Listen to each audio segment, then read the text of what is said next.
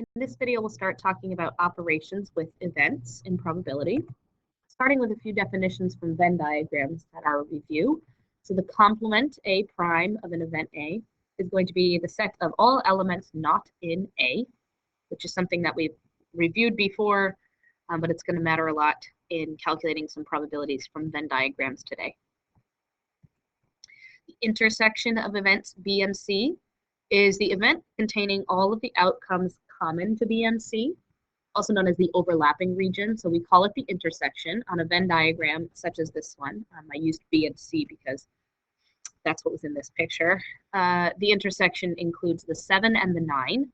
To write that symbolically as a set, you will use this horseshoe-like symbol here between the B and the C, and we would read that the intersection of B and C is the set 7, 9. We'll be asked probability questions based on this, like what's the probability of obtaining something in the intersection of B and C? And in that case, you'll be counting up the elements. So there would be 2 elements in the intersection divided by the total number of elements in the universal set, which here is 10. So there would be a 2/10 probability of getting something in the intersection of B and C here. And then union is the third one. So the union of events B and C is very inclusive. It's the event that contains all the outcomes from B or C or both. So it's an inclusive union for B and C, including the region where they overlap, but also including the B circle and the C circle. So the elements that are in the union in this B and C Venn diagram are 6 and 8, as well as 7 and 9, as well as 5, 3, and 1. So all of the elements from the circles. So the only thing not included in the union is the stuff outside. And so here we could list that union. The symbol for it is the upside down horseshoe, or this U shape here. And the union of B and C here is the one set 1, 3, 5, 6, 7, 8, and 9. And again, we could be asked probability questions, like the probability of the union of B and C, which we would count up the elements 7 out of 10 altogether. And then we may be asked various combinations of union, intersection, and complement. So we need to start remembering, if it says the intersection of B with not C, that you might want to use shading to help you figure out which region they're talking about before calculating probabilities. So here's an example of the problem-solving Venn diagram question. We're given a group of 30 students, that's going to be our total universal set, and told that 17 play computer games and 10 play board games, and then 9 play neither, and draw a Venn diagram to show this information. So you'll notice if you just look at the 10, the 17, and the 9, that's too many students, right? That's more than 30. And that's because there are some students that play both computer games and board games that are double counted there. So we can't actually just put 17 and 10 on our Venn diagram. We can put 9 on the Venn diagram, because if we have a circle for computer games and an intersecting circle for board games, the 9 that play neither are going to be outside of the union. So they're going to be in the rectangle. And then we're going to want to call the intersection region that we don't know, we can label that as X. We like to use variables for things we don't know. And once we've got X assigned in the middle, the intersection region, then we can use the 17 and the 10, because the 17 that play computer games minus the X that are in the middle are going to be the part in this crescent shape of the C circle here. And then the 10 that play board games minus the X from the middle would be the amount that play just board games over here. So this is the Venn diagram. We have to solve it for X in order to figure out what's going to be in that intersection region. And that's easy enough to do because we know that the total number of students on the Venn diagram should be 30. So it looks like a complicated equation, but it's really just each distinct region added together has to equal 30. And then conveniently, the minus X here and the plus X here will cancel out. We're going to then combine like terms, 17 plus 10 plus 9, that's 36. So we've overcounted by 6 students, and that means that there are 6 students in the intersection who were double counted. So once we know that there are 6 students in the intersection, we can accurately fill in our Venn diagram by doing 6 in the middle, and then 17 minus 6, and then 10 minus 6 to figure out the solo region for C and for B. And now we can answer probability questions. Use your diagram to find the probability that. So here are 3 probability questions. The probability that a student chosen at random from this group, so I reach into the group of 30 and pull out a student, what's the probability that they play board games? Well, that's going to be all of the board game students, so 6 and 4, which is going to be the original 10 out of 30. And then the probability that a student plays both computer games and board games is the 6 from the middle, so 6 out of 30, which reduces to 1/5. And then the probability that a student plays board games but not computer games, well, those are the 4 from the B circle that are not in the intersection, and that's going to be 4 out of 30, or 2/15. All right, so now a new rule, so continue on our list of rules. Rule 5 is the addition rule, which says that for any two events, A and B, whether they're mutually exclusive or not, is that the union can be the sum of A plus B minus the intersection region.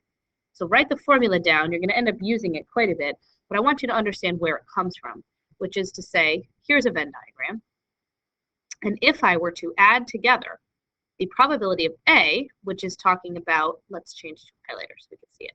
The probability of A is talking about the entire A circle, including the middle region, right? If I take that probability and I add it to the probability of B, which is going to be this blue area here, all of the B circle, again, including the intersection region, if I add those two probabilities together, well, then I've double counted that green area in the middle because it was part of the yellow and part of the blue. So if I add together A and B, I'm going to end up double counting that middle region, intersection. And so that's why the formula has this piece here where we are subtracting the intersection one time to get rid of the fact that we double counted it. And then it's worth noting that if the events don't have an intersection region, then we would call them mutually exclusive events.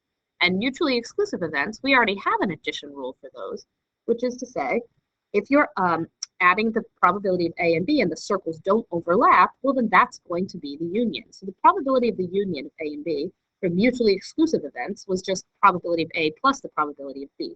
We already had that rule, and now we have a slightly longer version of that rule for events that do overlap, which is you still add their probabilities together, but then you'll have to subtract the intersection because it's been double counted. Let's use that formula in action here. So we have card drawn at random from an ordinary pack of 52 and find the probability that the card is a heart or a king. So that means any heart or king would count as the desired outcome here. And so we're really looking for the union of hearts and kings, the probability that you'll get a heart or a king. So I can substitute hearts and kings in place of A and B in my formula and realize that what I'm adding together is the probability of getting any heart plus the probability of getting any king. However, that means I have double counted one card because there is one card that shows up in both hearts and kings, and that's the king of hearts. So I'm going to have to subtract the probability of getting that one king of hearts. And so this ends up being 13 out of 52 for the hearts, 4 out of 52 for the king, and then 1 out of 52 for the single card that is both, for an overall probability of 16 out of 52, or 4/13. This type of question is the hardest one of all. This is a probability question where we have to rely solely on the formulas and we don't have a story behind this to use common sense. So here we're given two events, A and B. We're told the probability of A and the probability of B, and then we're told this other equivalence for this problem. It is true that the probability of the union of A and B is equal to 2 times the probability of the intersection, and then asked to find all these other regions. Well, I'm not going to be able to find these other regions unless I'm looking at a Venn diagram. So I would start this question by drawing the Venn diagram and acknowledging that, again, I don't know how much A and B overlap, so I'll have to call that one X. But then I can fill in 9/20 minus X and 3/10 minus X. And now I'm looking for an equation I can write to solve this. So I'm going to use my formula from today. I mean, there's actually many approaches to solving this, but I'm going to start by using the formula from this lesson and seeing what I have that I can fill into it. So I have the probability of A and the probability of B, and I can fill those right in.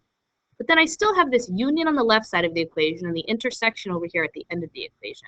And now I'm stuck because I'm not sure what like the outside region is. I know that the total probability should equal 1, but that doesn't really have a place in this formula. So I'm going to now use the other piece of information given. In this problem, the union is supposed to equal double the intersection. So I can actually take where it says in my equation the union and swap it out with 2 times the intersection, a little substitution method, and I end up with this. Well, now I have the intersection of A and B written twice in the equation, and that's what I called X. So I can go ahead and substitute X in place of that, and now I have an equation that I can use to solve for X. So it relied on us knowing this special information in blue here from the equation, from the problem, which is not always true, but it was true for this problem, and we needed to use it in order to fill in this equation so that we could solve it for X. So now I got everything in common denominator. I'm going to solve it for X by getting X on one side, using my inverse operations and whatnot, and I determined that X is 1/4. Well, now I can fill in the Venn diagram and use it to successfully answer all the other probability questions that were asked. So I fill in 1/4, I work my way out, and I figure out the other regions on the Venn diagram, and now I can answer the following probability questions. So the probability of the union, well, in this problem, it told us that the union was going to be double the intersection, so I just have to double the 1/4, and that's a half. There are other ways you could go about getting this, but I thought that was an efficient way. The probability in part B here of the complement to the union, so if you notice the prime symbol is outside of the parentheses, well, that's just going to be everything not in the union, which is the other 1/2.